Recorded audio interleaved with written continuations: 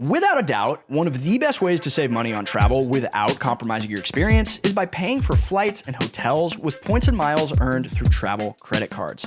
But in an industry controlled by financial institutions, dominated by clever marketers, and the world we're living in where you can't even take a flight anymore without being pitched a credit card, it's hard to know which credit card offers are genuinely good and which ones should be ignored. So in this video, I'm breaking down 6 crucial things you need to consider before applying for a travel rewards credit card. I'll share some tricky pitfalls you need to avoid and 2 additional strategies I use in my household to earn double the points. But first, who am I to tell you about this stuff? Well, I'm Nick, and here at Away Together, we've helped millions of travelers travel smarter, and points and miles are a big part of that.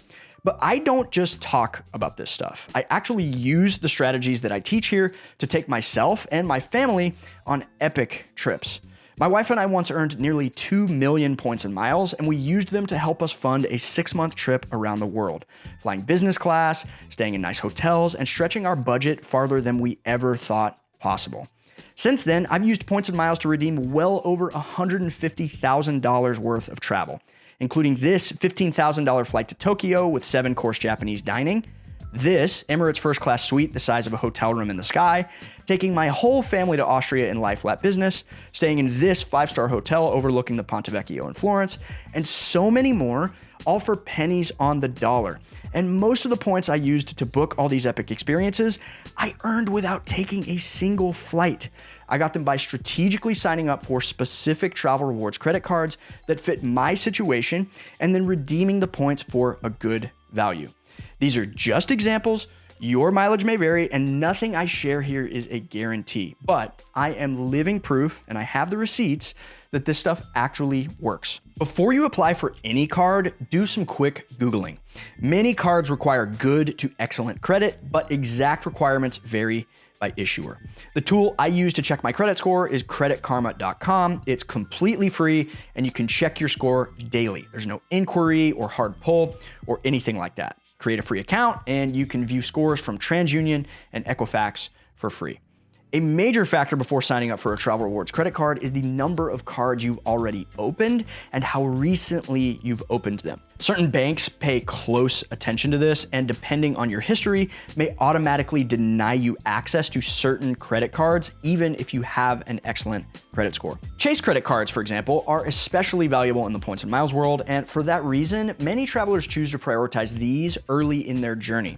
Applying too late after opening several other cards can make it harder to be approved and limit your points earning potential. That leads us into consideration number 3, the type of points you'll earn with the credit card. Not all points are created equal. What that means is you could have 2 credit cards with what appear to be identical welcome offers. Card 1 offers 100,000 points, and so does card 2. Which one would you choose? My answer is, I need more info. If card 1 is 100,000 United miles and card 2 is 100,000 Chase Ultimate Rewards, I'm choosing card 2 every single time. Why? Well, at the time of filming this video anyways, United miles are valued around 1.3 cents per point. Chase Ultimate Rewards are valued at 2.05 cents per point, and you can use them in way more places. In other words, the value of those offers shouldn't be seen as 100K versus 100K. It should be seen as $1,300 versus $2,050. To value points currencies, I use a source like the Points Guys Valuations, which are updated monthly, and there are plenty of others out there too. The program and the card you choose could also depend on your individual travel goals. For example, if you have a specific trip in mind and you know the exact airline you want to fly, that could limit which card you choose. Perhaps it's not a transfer partner of any of the transferable points cards, but the airline does have a co-branded credit card. In such a case, it could be smart to use that airline's co-branded credit card over a more valuable card that earns a more valuable points currency. There's no one right answer here. The point is to do the math. The next consideration is the size and timing of the welcome bonus. You need to understand the value of the bonus, but keep in mind, these bonuses can also fluctuate seasonally and during promotional periods. It seems like many cards these days offer limited time elevated welcome bonuses basically annually, but it's also possible to get private targeted offers. For instance, several years ago, my wife Allie got a direct mail offer for a certain card with an elevated welcome bonus that wasn't publicly marketed and got almost 50,000 more points than we would have if we had taken the public offer. If you want to be notified of limited time welcome offers and get helpful travel tips from me, like how I use points to book trips, hit the link in the description below to join my newsletter. Another factor is the minimum spending requirement to achieve that bonus. Ask yourself if you can reach this minimum spend with your regular life purchases. Most cards require you to meet some kind of minimum spending requirement within a certain time frame to earn the welcome bonus. And this of course varies by card, but for example, a common minimum spend is spending $4,000 in the first 3 months. For many people, this amount spread across 3 months is achievable if you put all your personal spending on that credit card. However, if the minimum spend is too high, like $8,000, $10,000, $15,000, the average consumer might not be able to reach it without unnecessary purchases. Consider the welcome bonus and the minimum spending requirements are one-time considerations. If you anticipate major life purchases, you might be able to meet a larger than average minimum spend if you can charge that purchase to a credit card. For example, a wedding or home renovations could be opportunities to consider opening a new credit card. I once had to replace my roof after a really bad hailstorm, and although it was covered by insurance and the insurance company sent me a check, I told the roofers I would only work with them if they let me pay with a credit card. I was able to put that $10,000+ purchase on a credit card and earn way more points than I naturally would have. Definitely turned lemons into lemonade. Now, unlike those one-time events, the annual fee of the card is a recurring expense, and it's something you'll have to pay every single year to continue receiving the benefits of the card. So, when evaluating cards, you gotta consider what the fee is and whether the benefits and perks offered are enough to offset this fee. For example, many of the hotel credit cards on the market come with an annual fee of somewhere in the $90 to $100 range, but many of these cards also come with an elevated status with that hotel and at least one free night per year. You need to do the math, but typically this free night is more than enough to justify that annual fee. The Chase Sapphire Reserve is another card with a great bonus, but a substantial annual fee.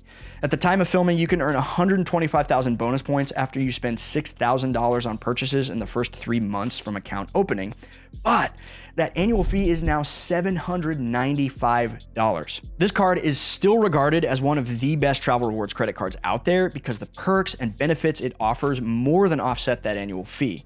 For example, it's offset by a $300 annual travel statement credit.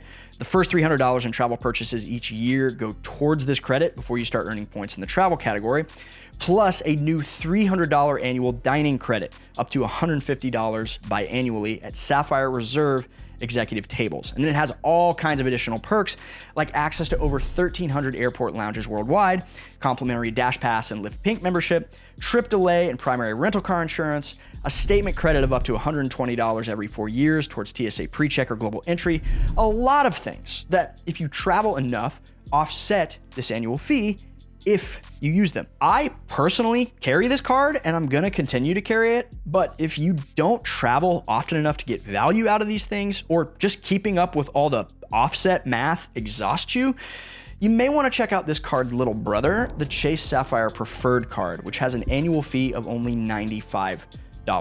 By the way, I've linked to every card mentioned in this video in the description below, and if you want to learn more about any of them, consider using the links to support our channel. All the legal affiliate disclosures can be found down there as well. Okay, as promised, here are 2 clever ways for you to get way more points, and they're important considerations when you think about which card to sign up for. 2-player mode. When considering points and miles accumulation, remember to factor in the combined efforts of your household. For example, when I mentioned earlier my wife and I earned nearly 2 million points and miles, I mean we collectively earned those points. When we redeem these for flights and hotels, sometimes we're using points in my name, sometimes we're using points in her name. And this approach, commonly known as 2-player mode, involves both partners working together towards a shared goal. And you might be thinking, Nick, my significant other is not interested in stuff like this. I'll tell you, it's not unusual for one partner to be more interested in this than the other. I'll let you take a guess on who that is in our relationship, and kind of managing it for the household the same way they might manage other financial things. I own this strategy for us, and because our household finances are combined, my wife trusts me with owning this. Now, a quick note, this is not the same as signing up for authorized user cards. This is both partners getting their own cards in their own name under their own accounts. Another way to earn more points faster is through business credit cards.